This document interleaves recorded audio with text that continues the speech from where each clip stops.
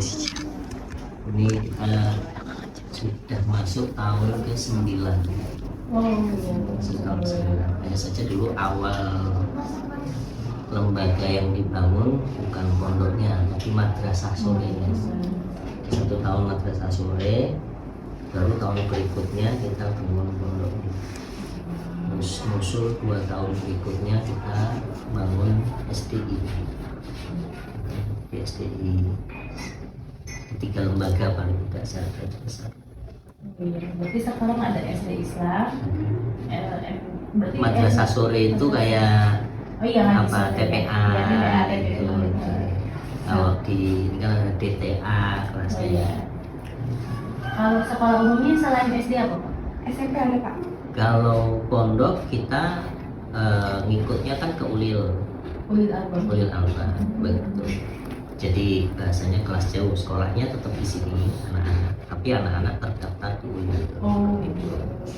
SMA-nya juga Pak? SMA-nya juga. Berarti komplit Pak, ada SD, SMP, SMA. Ya, jadi anak-anak yang di sini ini yang mondok itu yang tingkat SMP SMA. Ya. Kalau yang SDI dan madrasah sore ya pulang pergi, hanya masyarakat sekitar. Kalau yang mondok hampir kebanyakan ada 40%-nya itu orang Bekasi. Iya, Cirebonnya sekitar 30%, sisanya macam-macam. Dari Jawa Timurnya, dari Sidoarjo, Solo, Jogja, terus Pekalongan, Brebes masuk di sini. Cuman ya 1-2 anak gitu. Iya. Tapi kan paling tidak di sana sudah ada mengetahui bahwa di sini ada pondok. Iya. Mungkin awalnya kerabat ya Pak ya? Saya orang sini, karena tanah ini tanah Mbah Buyut saya. Berarti Bapak sekaligus pendirinya? Ayah saya yang diminta. Saya yang diminta untuk tinggal di sini. Kalau ayah saya malah tinggalnya di Bekasi. Ayah saya dulu SD-nya di depan sini. Jadi kecilannya tuh di sini beliau, tapi kemudian kan merantau, kemudian punya rumah lah di sana di Bekasi. Nah lalu ya sekitar sebenarnya sudah dari 98 itu kita sudah mulai bangun pondasinya. Waktu 98 itu saya baru mulai masuk pondok di Jawa Tengah. Ayah waktu itu sudah bikin pondasi.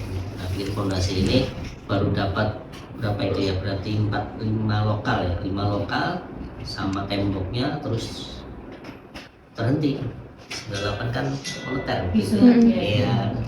Jadi memang nggak bisa dilanjutkan sampai saya selesai dari pondok ya. Terus saya juga masuk masa pengabdian di Jawa Tengah sana ya, barulah sekitar 9 tahun yang lalu saya pindah sini, terus kita mulai bangun. Dulu murid kami kalau pondok, murid kami itu 1 anak. Jadi 1 anak itu gurunya 4. Sekarang banyak ya Pak ya? Iya, alhamdulillah. Kalau dulu kan 1 anak gurunya 4 ya, kalau gurunya pusing bisa gantian. Kalau muridnya yang pusing ya sekolah libur. Berarti kegiatan sekolahnya itu dari guru dari Ulil Albabnya ke sini atau siswanya ke sana Pak? Oh enggak, kita kalau guru-guru untuk guru pengajar semua ada di sini. Di sini. Semua di sini. Kita guru pengajar di sini ada 30-an. Semua mungkin. Karena konsep kami dalam kepesantrenan ini itu anak tidak keluar. Jadi 24 jam full mereka di bawah pengawasan pondok. Jadi kami tidak menggunakan konsep pagi sekolah luar, sore pulang, tapi total stay di sini. Tapi guru-gurunya, jadi sama guru-gurunya juga gitu, semuanya harus stay di sini. Tapi antara guru Ulil Albab sama guru di sini berbeda ya Pak? Kebetulan, beda. Karena Ulil Albab itu yang punya saudara saya. Jadi masih nyambung semua. Oh begitu ternyata. Tahu benar ya Pak ya. Berarti sudah berjalan 9 tahun. 9 tahun. Berarti sekarang total santrinya ada berapa? Kalau pondok 141. 141. Wanita perempuannya berapa? Berapa ya? sekitar hampir separuhan kok. Separuhan, oh berarti di Iya. ya. Kalau pondok perempuannya di mana Pak?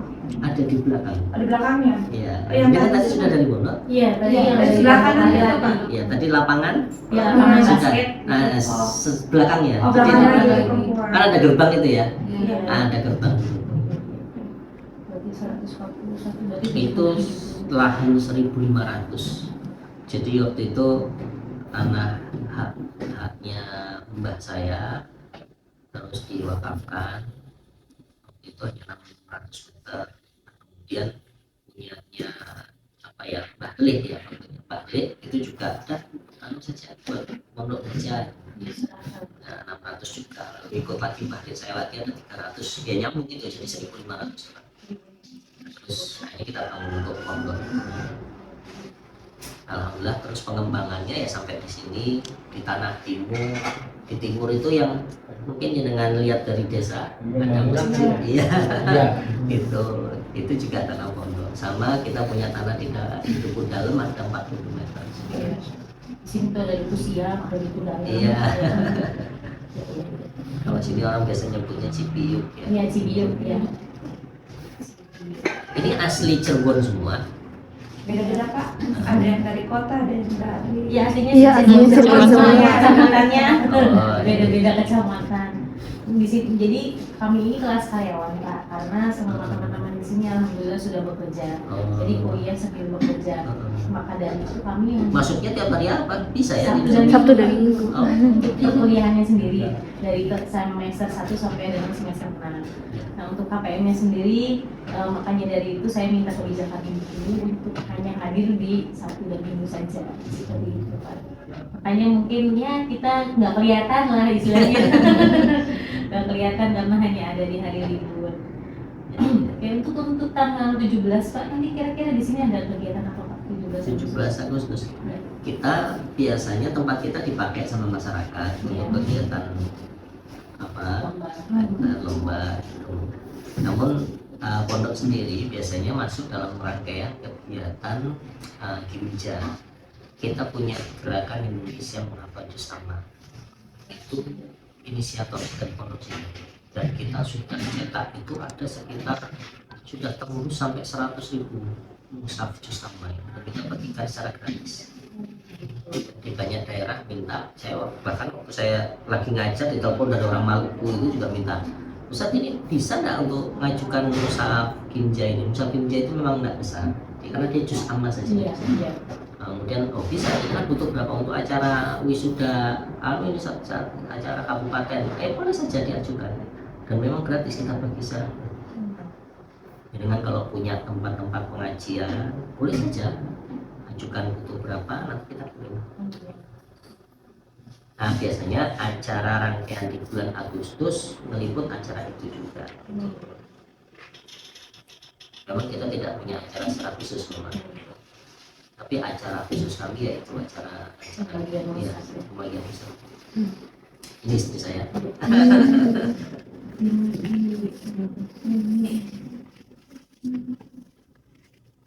Ya, bisa kamu. Lihat fenomena pendidikan anak-anak remaja. Kalau tahu Cirebon tahu sendiri Iya. seberapa sering tawuran ya. Iya. Ya, kita melihat bahwa harus ada yang kita selamatkan setidaknya dengan konsep yang berbeda. Kalau sekolah-sekolah saya rasa semua yakin gitu memberikan pendidikan yang terbaik kan begitu. Tapi ya gitu, lingkungan, teman, dan mungkin faktor medsos yang kemudian banyak mengubah mindset kita. Nah, sehingga kita perlu untuk mengkhususkan ibaratnya tuh ini tampungnya anak-anaknya, diambilnya anak-anak yang mereka tidak berinteraksi dengan dunia luar. Itu harus dikhususkan karena kita punya prinsip sebagaimana sabda Nabi bahwa dari 7 golongan yang Allah selamatkan di hari kiamat yaumala dzilla illa dzilluh, itu salah satunya adalah wasyabun nasa'afi ibadati rabbih, anak muda yang tumbuh dewasa dalam rangka ibadah kepada Allah. Setelah dia tumbuh dewasa dalam rangka ibadah kepada Allah ini lingkupnya seperti apa? Makanya kami membuat pondok pesantren yang anaknya mau mondok, orang tuanya dukung untuk mondok, ayo sini mondok. Kita nggak punya grade mau masuk sini harus hafal sekian, nggak ada. Gitu. Dan alhamdulillahnya kita juga nampung anak-anak yatim itu kita gratis kan. Nah, sehingga karena memang niatan kita adalah bagaimana kita bisa mengambil sebagian dari anak-anak kaum muslimin ini. Karena kami juga menyadari nggak mampu untuk menampung banyak orang kan begitu. Apa yang sudah dititipkan diamanahkan ini, ayo kita ajari mereka. Baik, ini peraturannya harus mendukung ke arah situ semua. Anak nggak boleh pegang HP, anak bahkan pegang uang saja nggak boleh. Jadi dia kalau mau belanja jajan kita punya koperasi. Jadi nggak ada dia pegang uang. Kemudian kita punya peraturan anak-anak juga yang putra itu rambutnya harus dipangkas, dipondok, dipendekkan. Kenapa? Karena ya kita sedang melatih mereka untuk sam'an wa ta'atan, mendengarkan dan mentaati. Sementara banyak generasi kita ini berani sama orang tuanya, berani sama gurunya. Nah, kita di sini dilatih sejak kecil itu dia kudu manut, harus ngikut, gitu kan? Nah, itu perlu dilatih dari kecil. Ya arahnya ke sana. Yang pasti kami pengen ngajarin mereka memahami agama ini dengan sebaik-baiknya. Bisa sholat, ngerti sholat, bisa baca Quran, ngafalkan Quran. Dan target-target itu ya alhamdulillah kelas 1 SMP, 1 Sanawi semester 1 itu targetnya 1 juz. Juz 30 secara mungkin, nanti ada ujiannya gitu. Nanti masuk semester 2 itu juz 29 dan juz 30. Nanti masuk kelas 2 itu 3 juz semester 1-nya, semester 2-nya 4 juz. Dan itu secara mungkin ujiannya jawab kaidah. Jawab kaidah itu ada teman-teman. Jadi kalau dia sudah kelas 3 Sanawi, kelas 3 SMP, itu kita hadap-hadapan gini. Harus yang ngajukan 6 juz kali duduk itu. Gitu. Ya alhamdulillah ada banyak anak-anak yang mencapai targetnya, meskipun kita sadari ada anak-anak yang kejar-kejaran dia gitu kan di kelasnya. Nah, kalau sudah masuk di tingkat aliyah, ya anak-anak kita ada kewajiban baca kitab ini, kitab Arab Gundul. Ini bukan Quran semua ini ya. Ya ini Arab Gundul namanya. Kuning gitu kan Pak? Iya, kalau kertasnya sih sudah putih sekarang. Iya, orang dulu nyebutnya kitab kuning. Cuma sekarang mah kertasnya udah putih. Boleh jenengan coba buka satu lihat, itu anak-anak kita 2 jam per hari, 2 jam setiap hari baca itu. Dan konsep itu hanya bisa dilakukan ketika mereka ya begini berada di pondok, dikekang bahasanya gitu ya. Kalau orang anak-anak pesantren kan nyebutnya penjara suci kan gitu. Karena memang dibatasi dengan kondisi yang seperti itu, tidak diberikan wilayah untuk interaksi dengan wilayah luar kan. Kemudian juga materi-materi pelajarannya itu kita lebih banyak fokuskan di materi agama. Makanya orang tua masukkan anaknya ke sini, seringkali saya tanya, ini anak jenengan mau paham apa nih? Kalau pengennya pinter matematika, bahasa Inggris, ya mungkin bukan di sini tempatnya, begitu. Artinya ada sekolah yang lebih bisa mengkondisikan ke arah sana lah gitu. Kalau di sini anak-anak paham Quran. Anak kita ini alhamdulillah lulus dari sini itu sudah selesai tafsirnya. Tafsirnya, jadi tafsir Al-Quran dari Al-Fatihah sampai An-Nas. Tafsir itu berarti terjemahnya, nah, terjemah dan maknanya. Jarang-jarang kan saya rasa. Ya, antum sendiri ada nggak kesempatan? Iya, artinya kita melihat lingkungan di luar kan begitu. Nah ini mumpung mereka belum masuk di jenjang perkuliahan, ya kita ambil momen ini, ambil momen mereka di umur SMP SMA. Nanti baru setelah selesai dari sini, silahkan kalian mau kuliah di mana pun. Ya, begitu kira-kira gambarannya. Masya Allah. Tadi soalnya sudah terpantau dari CCTV. Wah ini RT datang.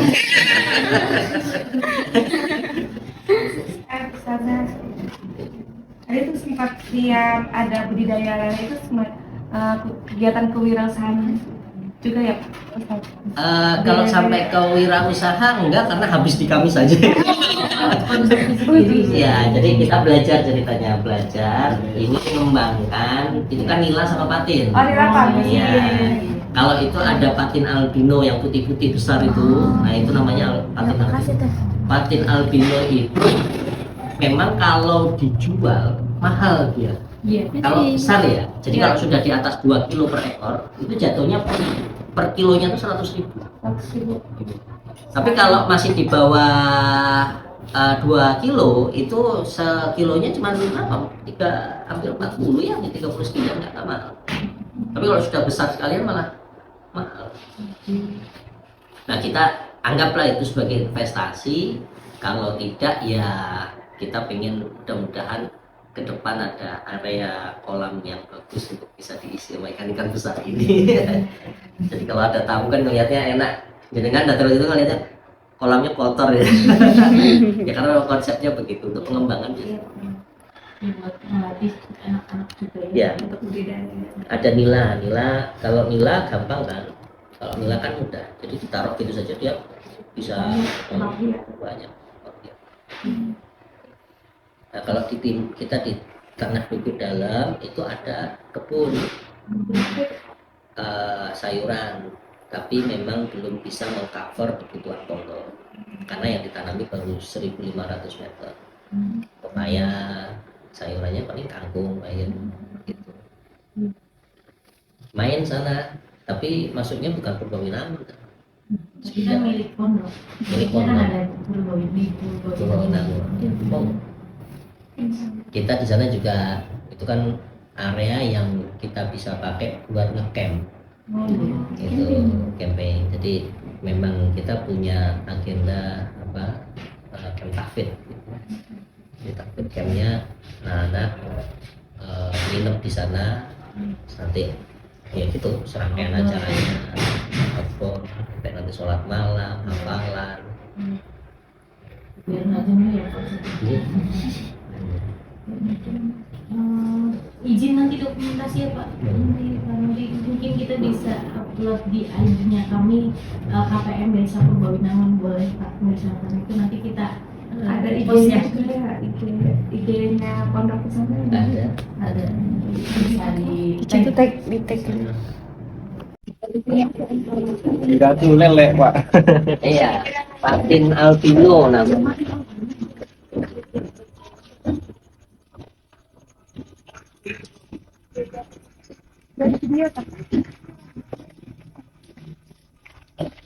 Sama ha? Sama Ajar masih dan Oh iya. Baik lah.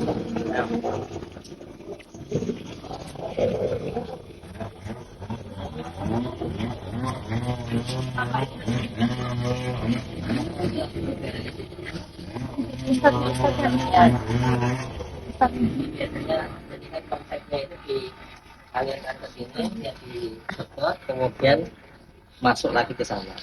Nah ini sedang dibersihkan. Jadi ini amoniaknya yang banyak di sini. Dibuat. Ini pas pakannya kemarin sore habis, saya belum beli. Pakannya apa itu? Pelet. Ya, sampai agak besar kuat itu, tapi kita masukkan ke kolam besar. Nah, tahu-tahu dia nanti udah kelihatan besar-besar itu kita pindah lagi.